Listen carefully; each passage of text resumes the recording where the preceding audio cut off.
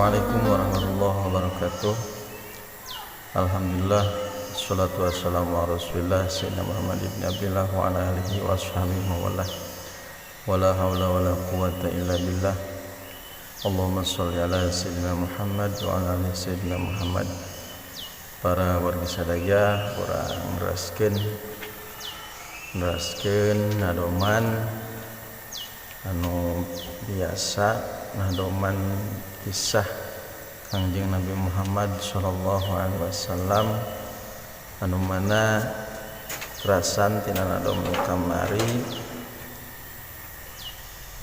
nyaeta anu judulna aya hiji kahin atanapi dukun ngaranna Nini Jarko rek ngarahpati Siti Aminah atanapi ngilakakeun Siti Aminah. Bismillahirrahmanirrahim.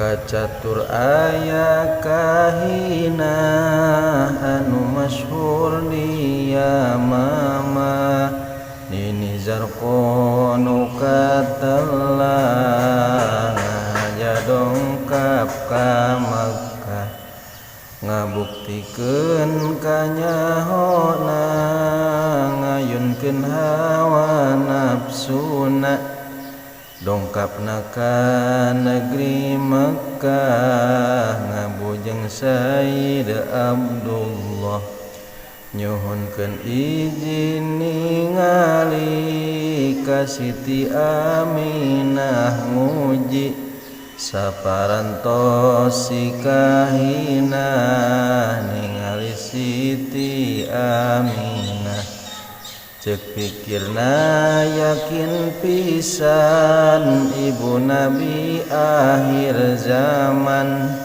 hatena asa diduruk tina bakat ningku giruk tapi Nini bisa pisan nembongkeun budi pasemon jiga nu bersih ati henteu jiga anu benci basana untung sampean eta cahya kanabian tetela aya di anjeun cahya Nabi akhir zaman telas Nini Jarko amit ngandung hate banget sengit cek pikirna moal mulang lamun hate tacan senang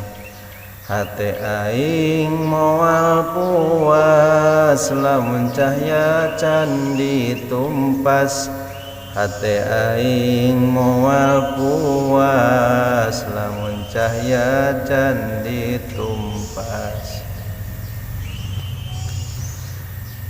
Janten eta teh Nini Jarko manehna dukun kalayan cek kayakin manehanana bakal aya anu ngarogahala kana pagaweanana sebagai dukun bakal anu ngaruksak eta ku lahirna junjunan urang sadaya.